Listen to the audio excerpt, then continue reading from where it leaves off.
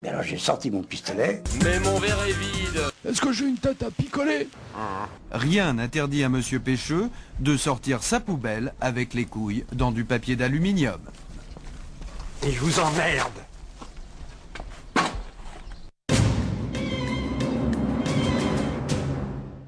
Rigoureuse, efficace, perspicace.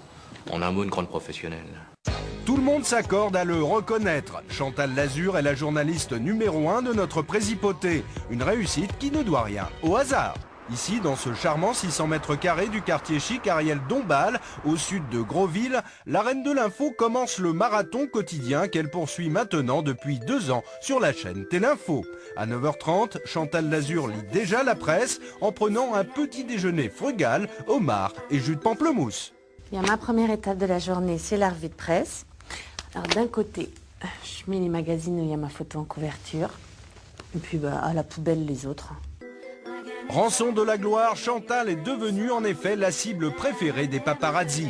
Pourtant, pour cette jeune provinciale de Bourzeux, tout a commencé bien sagement. Fille de notaire, Chantal suit une scolarité sans histoire. Terne, diront même certains, redoublement en 6e, en 5e et 3 années difficiles pour louper le BEPC. Puis elle intègre l'école de journalisme Mademoiselle Agnès de Poulmin. C'est là qu'elle fait une rencontre qui va bouleverser sa vie.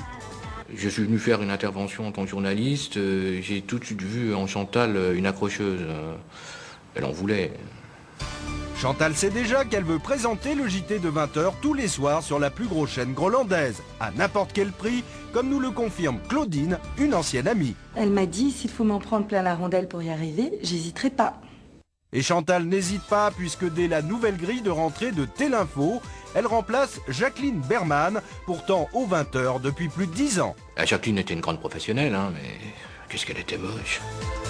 Pour Chantal, les débuts ne sont pas faciles, la presse la couvre de sarcasme. On était en pleine guerre du Golfe, entre Hussein de Jordanie, Saddam Hussein, Robert Hossein. Il ne fallait pas se tromper. Moi, je me suis un peu trompée, mais je me suis accrochée. S'accrocher, tel est le secret de la réussite de Chantal Lazur. Elle comprend très vite que l'info, ça prend sur le terrain. Le 20h aujourd'hui, c'est un show en live. Bon, au début, on se laisse attendrir par l'image d'une petite fille qui meurt noyée sous la boue, mais comme le dit si bien Raymond DeVos, the show must go home. Bonjour. Bonjour, cher ami. Vous allez bien? Ça va bien, et vous? Il est 10h, Chantal démarre sa course contre la montre. Coiffure à domicile, puis essayage d'un nouveau tailleur avec son couturier. Entre midi et midi 45, avec beaucoup de professionnalisme, elle choisit la broche qui va le mieux avec le grège de son tailleur. À 13h, enfin, Chantal déjeune chez Rubens, le célèbre restaurant 16 étoiles du Guide Dunlop, à 2 pas des bureaux de Télinfo. Comme d'habitude, Constantin Perel-Jacquet a réservé le salon des groupes. Pierre de Groupe, c'est un peu un clin d'œil à notre carrière, Chantal et moi. Nous ne l'avons jamais rencontré ni l'un ni l'autre. Bon, je crois que c'est des signes qui ne trompent pas. Hein. Pendant le déjeuner, les grands thèmes de l'actualité sont abordés. Le prix en euros des nouvelles chaussures de Chantal, la sécurité active de la nouvelle voiture de Constantin, ou bien encore une discussion sur la vache folle autour du carpaccio de saumon au melon aigre-doux.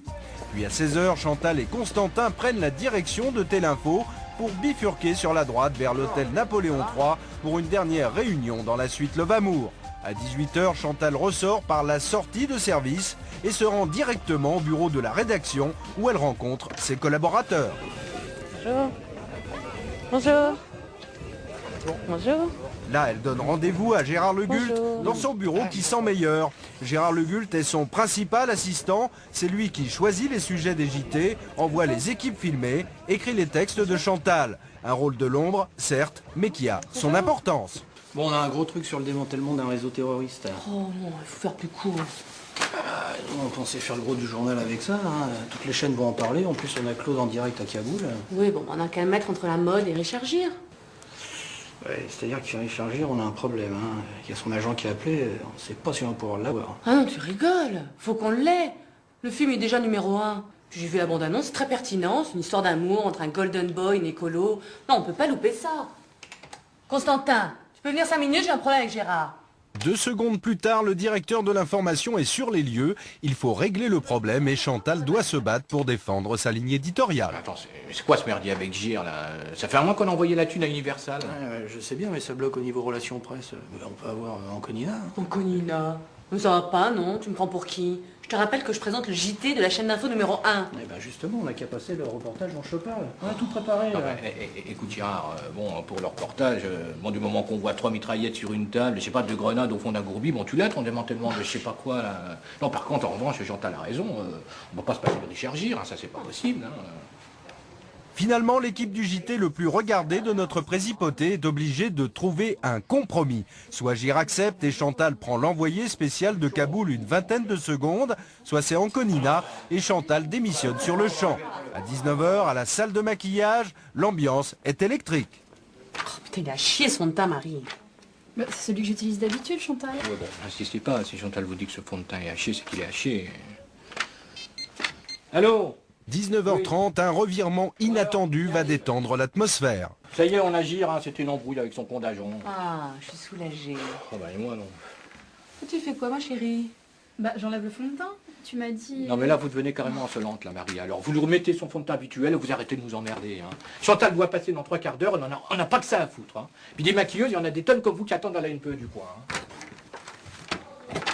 19h45, Chantal relit ses notes, le problème Richard Gere réglé, une mauvaise nouvelle l'attend pourtant. Je suis désolé ma chérie mais on a complètement oublié le foot. Il faut que tu annonces le match de demain. L'OS Groville contre le PSG. Oh non, c'est pas vrai. Ah si. Puis il faut dire les noms, là. Tiramisu. Ah, Lizarazu, non. Non, il y a juste 2 bronzés. Mais j'ai demandé à ce qu'on écrive leur nom en rouge sur le téléprompteur. Et puis bon, t'as le temps d'apprendre, je t'ai écrit leur nom aussi sur ce petit papier-là. D'accord. Hein, ça devrait aller, là. Enfin, c'est l'heure de la grand-messe. Comme chaque soir, Chantal, si nerveuse en coulisses, devient la reine de l'information que l'on connaît tous. Bonsoir. L'information principale, ça est la visite du président Salingro. Une fois de plus, une demi-heure plus tard, la grand-messe a fait exploser l'audimat. Pour autant, Chantal ne tombe pas dans le piège de l'autosatisfaction. Je me suis un peu plantée avec les noms des joueurs de foot, mais bon. Par contre, Richard, formidable. Un vrai professionnel. 22h, Constantin et Chantal se retrouvent au café branché La Murge pour faire le bilan de cette journée positive à tous les points de vue. 10 millions de téléspectateurs. Si ça, c'est pas de l'info, je me coupe les couilles. Et Chantal, à votre avis, alors c'est quoi le secret de votre succès? Le travail. 3 heures plus tard, en effet, nous le constatons nous-mêmes lorsque la limousine de Constantin Perel-Jacquet qui reconduit Chantal passe devant les bureaux de ses collaborateurs. Les lumières ne sont toujours pas éteintes. Déjà, Chantal prépare le JT de demain. Allons-y, Freddy!